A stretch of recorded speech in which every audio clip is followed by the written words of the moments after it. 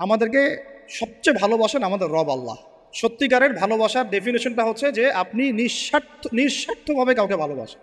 আমাদের আশপাশে যারা আছে, যারা হালাল, ইভেন হালাল, আমার মা, আমার বোন, আমার বাবা, আমার স্ত্রী, আমার ছেলে, আমার মেয়ে, এদেরও যদি কখনো স্বার্থে আঘাত পড়ে, দেখবেন সেও আপনার পাশ থেকে সরে যাচ্ছে। এমন হয়নি কখনো? আপনার বন্ধু, আপনার বন্ধু, আপনার ব্যবসার পার্টনার, আপনার বস, আপনার কলিগ, ওদের স্বার্থে আঘাত হলে ওরাও সরে যাচ্ছে পাশ থেকে, জিগরি দোষ সরে গেল পাশ থেকে, হয় না এমন? ভালোবাসা দুই প্রকার, বলেন কয় প্রকার? আমার সাথে বলেন, এখানে শেষ করে দিব 10টা মিনিট। ভালোবাসা কয় প্রকার? একটা হচ্ছে নিঃস্বার্থ ভালোবাসা। কি স্বার্থ? কোনো স্বার্থ নাই, নিঃস্বার্থভাবে ভালোবাসা। একটা হচ্ছে কোনো না কোনো স্বার্থ জড়িত আছে এমন ভালোবাসা। আপনার স্ত্রীর চাহিদাও যদি আপনি পূরণ করতে ব্যর্থ হন, দেখবেন স্ত্রীর সাথে আপনার গন্ডগোল লেগে যাচ্ছে, যদিও সে হালাল বৈধ। তাই না? এমন হয় না অনেক সময়? আমি তো অনেক দিন বলেছি, অনেক দিন আগেও বলেছি, 5 বছর 6 বছর আগে, যে মানুষ আসলেই মানুষের অবস্থানকে মূল্যায়ন করে। ভিতর থেকে মানুষকে শুধু মূল্যায়ন করে আল্লাহ রাব্বুল আলামিন। না হলে কি হতো?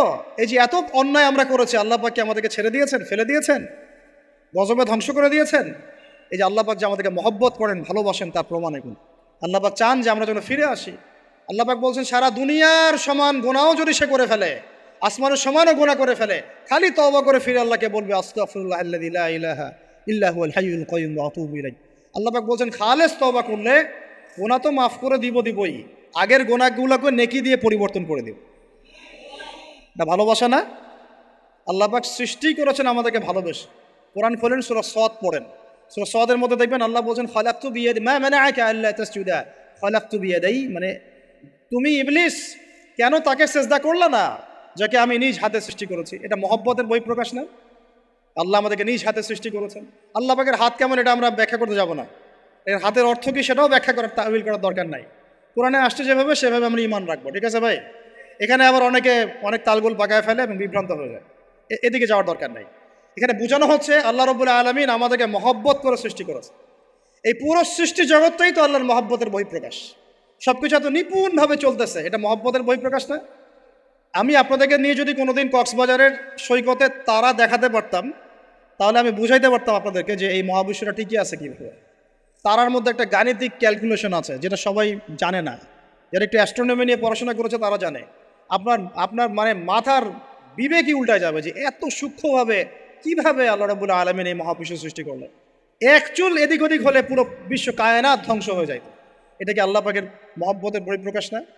আল্লাহ পাক তো বরং বলেছেন পুরো সৃষ্টি পরিবারটাই আল্লাহর আল্লাহ পরিবারের অন্তর্ভুক্ত, সুবহানাল্লাহ।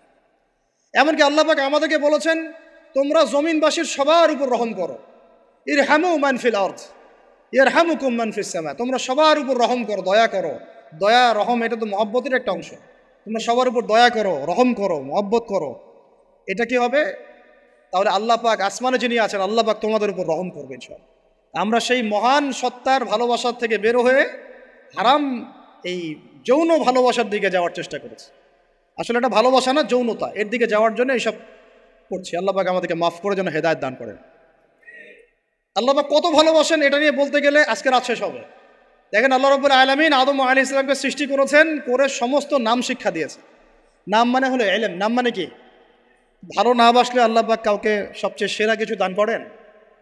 সূরা ৩ আল্লাহ পাক কি বলেছেন? ওয়া তিন ওয়াজ জাইতুন, এগুলো শপথ করে, লাকাদ খালাকনাল ইনসানা ফি আহসানি তাকওয়িম। মানুষকে সবচেয়ে শ্রেষ্ঠ কাঠামো আল্লাহ পাক দিয়েছে, দেন নাই? তো কাউকে যদি মহব্বত না করা হয়, তাকে আপনি সবচেয়ে সেরাটা কি দিতে পারবেন? আল্লাহ পাক আমাদেরকে মহব্বত করেন, ভালোবাসেন, এবং আল্লাহ চান আমরাও যেন তাকে মহব্বত করি, তাকে ভালোবাসি। এবং আমরা যদি কাউকে ভালোবাসি, আল্লাহর জন্য ভালোবাসবো। কাউকে ঘৃণা করি, আল্লাহর জন্য ঘৃণা করবো। মহব্বতও আল্লাহর জন্যে, ঘৃণাও কার জন্যে? আল্লাহর জন্য। আল্লাহ পাক সমস্ত ইলম শিক্ষা দিলেন। এটা কি ভালোবাসার বহিঃপ্রকাশ না?